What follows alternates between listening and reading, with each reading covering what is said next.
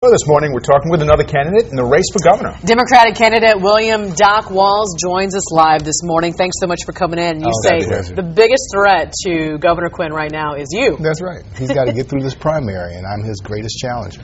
You know, you're not an unfamiliar face to Chicagoans. You've run for Congress, you've run for mayor, and you've always been able to bring many, many thousands of petitions, nominating petitions when you show up. Sure. But you haven't yet been able to translate that into a winning candidacy. Why not? It's part of a process. I didn't come into politics with a huge name. I came in with interest and a desire to make a difference. And that's a message that has to resonate with people. People vote for people they know, like, and trust. So it's part of a process. It's a step-by-step process. On the Democratic side, why are you a better candidate than Hines or Governor Quinn? Because Hines and Quinn have one philosophy, and that's tax, tax, tax, tax, tax, tax, tax. Mine is jobs creation, developing our economy, creating circumstances that develop a better quality of life for people. You know, when you ran for mayor, people immediately remembered you during your time with Harold Washington as an aide there, and you're going up against Mayor Daley, who is just like a juggernaut. Sure. Looking back now, what do you think of the job Mayor Daley has done? I think it's horrible. I think that our economy is in shambles. He had no plan beyond the Olympics. He has no plan for safety in our streets.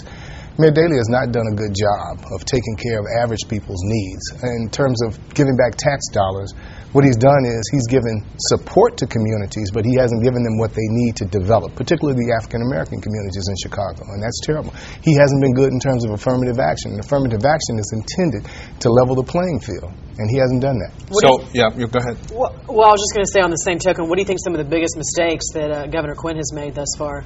Not passing a budget that makes sense, going immediately for taxes rather than, looking for ways to cut spending, like insisting that big government contractors limit their profit margins, for example. We've got some other ideas in terms of generating revenue for schools and state government in general. Of course, the voters, they hear this all the time, cut spending, will generate revenue from some other source.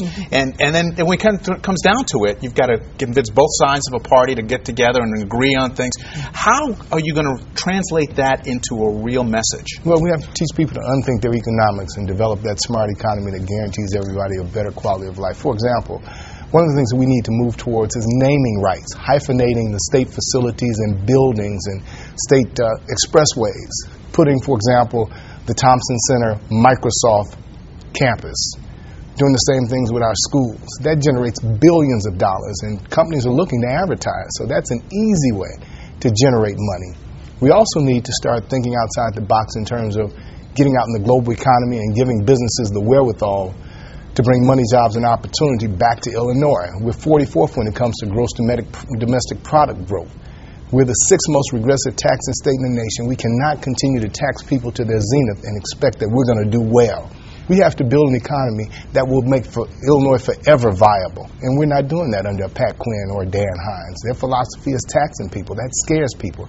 That hurts people. I want to create jobs. Those people who are unemployed, I want work for them right now. Okay, well, Democratic gubernatorial candidate William "Doc" Walz, thanks for coming in. We appreciate it.